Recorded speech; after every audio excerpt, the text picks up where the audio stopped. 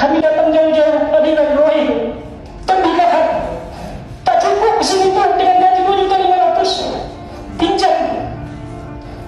Memohon harapan bagaimana harapan ini bisa selesai, dikasih jaminan hukum bisa bertahan dia. Komisi 1 DPRD Provinsi Riau dengan DPD Ikatan Pendidik Nusantara Riau perihal tentang guru honorer R4 yang tidak masuk dalam data BKN. Bapak Ibu yang menghormati, ya, tentu permasalahan ini kami sengaja mengundang dari BKD Provinsi Riau diwakili oleh Pak Edri selaku Kabid. Akan nanti akan menjadi keluhan ataupun masukan dari Bapak Ibu para guru honorer R4 yang tergabung dalam DPD Ikatan Pendidik Nusantara Riau. Kita diskusi.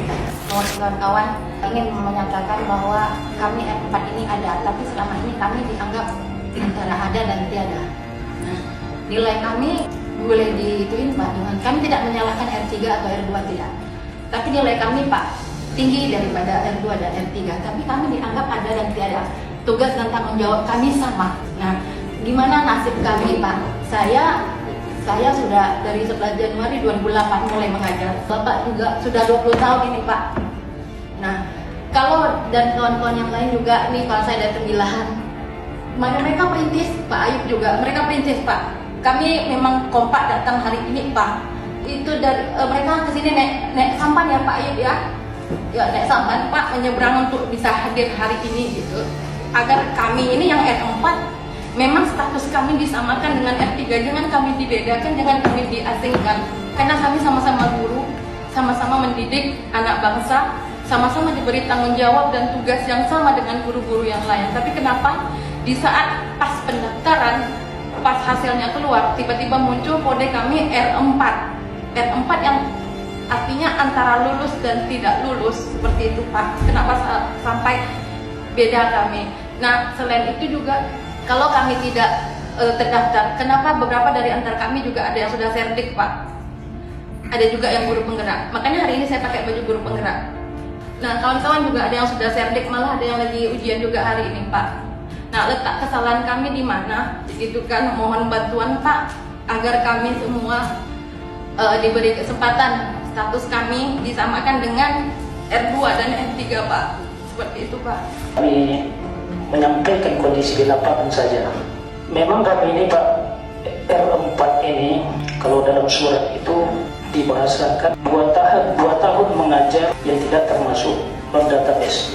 Dan perlu kami jelaskan sama Bapak yang terhormat, realita di lapangan Bapak, guru yang serba bisa, dimanapun posisinya serba bisa, mengajar di bagian lapangan, administrasi, perpustakaan, di kesiswaan, semua serba bisa. Termasuk saya Bapak Ibu, mohon maaf, saya tenaga honorer ini semuanya saya lakukan, mulai dari saya kesiswaan. Itulah pengharapan kami. Saya anak 3 Bapak Ibu, gaji 2.500.000. Kadang tak cocok, tak keadilan bagi kami semua. Bekerja sampai jam 4, masuk jam 7, pulang jam 4. Yang bisa dibuat negara ini untuk kami. Dari awal sudah pernah saya sampaikan juga permasalahannya akan panjang gitu. Kita bicara R2, R3, sampailah R4. Sebenarnya pertanyaannya R4 nya gimana? Pak ini, Bapak BKD, Bapak dari yang terhormat. Dari Bapak Ibu kami sengaja membawa atau mendatangkan dari BKD biar lebih jelas, ya, lebih jelas menjelaskan kepada Bapak Ibu semuanya apa yang menjadi permasalahan, ya, dan solusi seperti apa. Bahwa fakta hari ini semua sekolah SMA dan SMK yang merupakan notabene itu merupakan tanggung jawab dan kewenangan pemerintah provinsi, tapi kita faktanya memang kekurangan guru.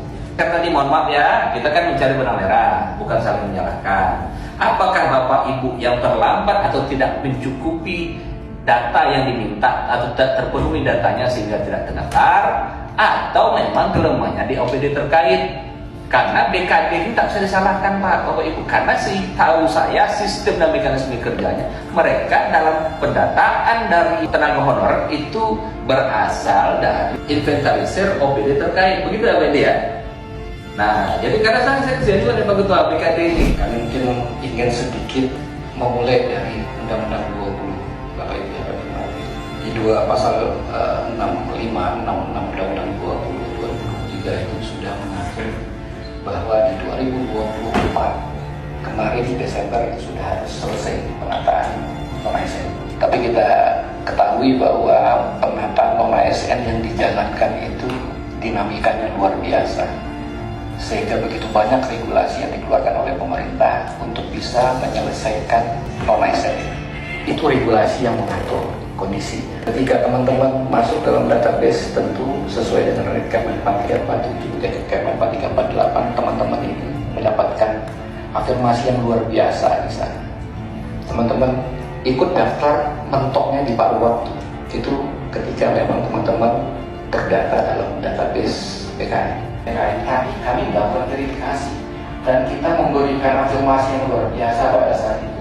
Bagaimana usulan itu masuk, kita tampung semua dan memilah dengan selektif sekali, Pak.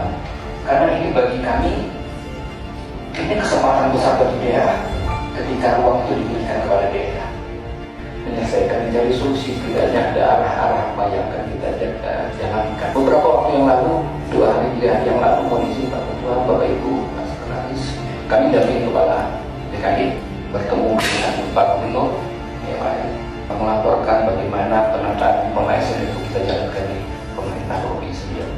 Kami laporkan semua terkait dengan data-data dan lain sebagainya. Pak Gubernur menginginkan ketika kita mengambil keputusan memang betul-betul sudah mempertimbangkan segala kondisinya, Pak. Ya, kita mohon doanya agar upaya ikhtiar kita ini membuahkan hasil, begitu Bapak Ibu ya. Jadi sekali lagi Bapak Ibu, ya, kami pada posisi anggota DPRD Provinsi Riau paham dengan kondisi Bapak Ibu semua. Makanya ya kita akan berupaya juga ya, mendorong, karena sekali lagi disampaikan Pak Direktur tadi, regulasinya di pusat.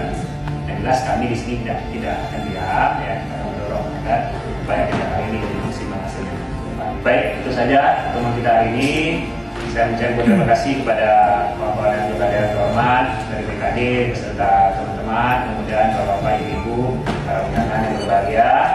Mohon maaf segala kekurangan. Akhiri dengan wassalamualaikum warahmatullahi wabarakatuh.